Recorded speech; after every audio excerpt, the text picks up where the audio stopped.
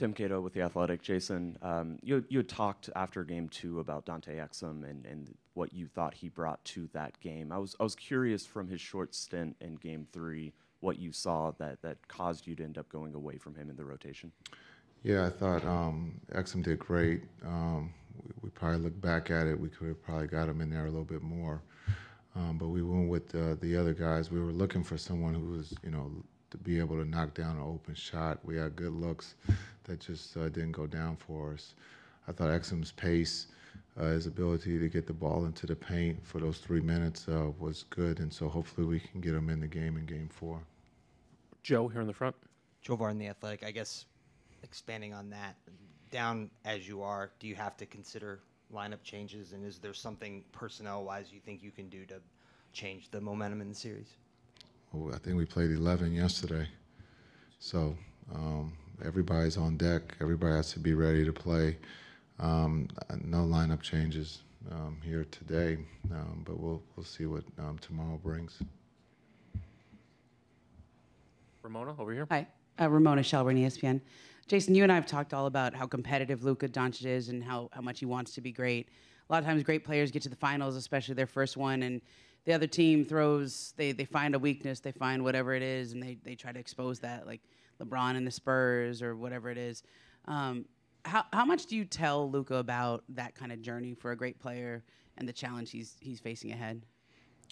Yeah, I think, the history's there for us to learn from. When you look at great players and the struggles, you look at MJ and the struggles that he had against Detroit. You look at, some Magic Johnson struggles. You look at LeBron's first time around, and so it's there to learn from. But as the great ones, they use that going into the next season or the next couple seasons to try to get back there, because now they understand experience is a big thing.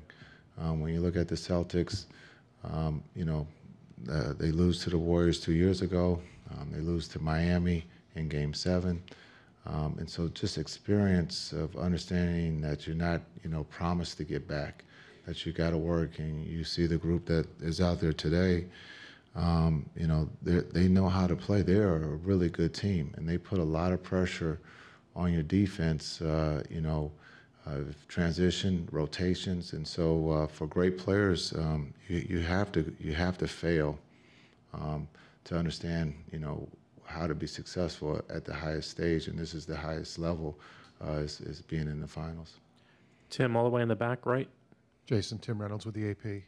Everyone knows what the numbers, the stats say, that your odds are nil to do this.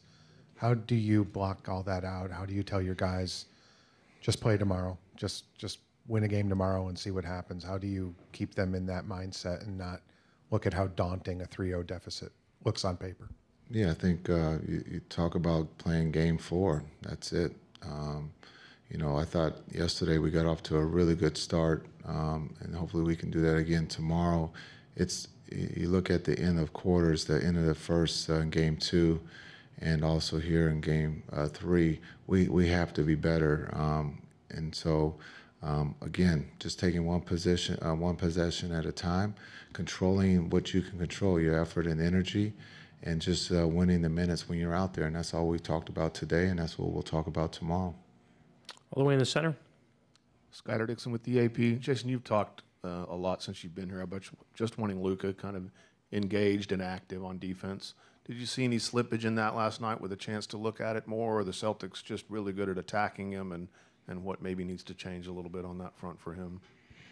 Yeah, I think I think Luka's doing in this playoff series, when you talk about from the Clippers to today, his defense has improved.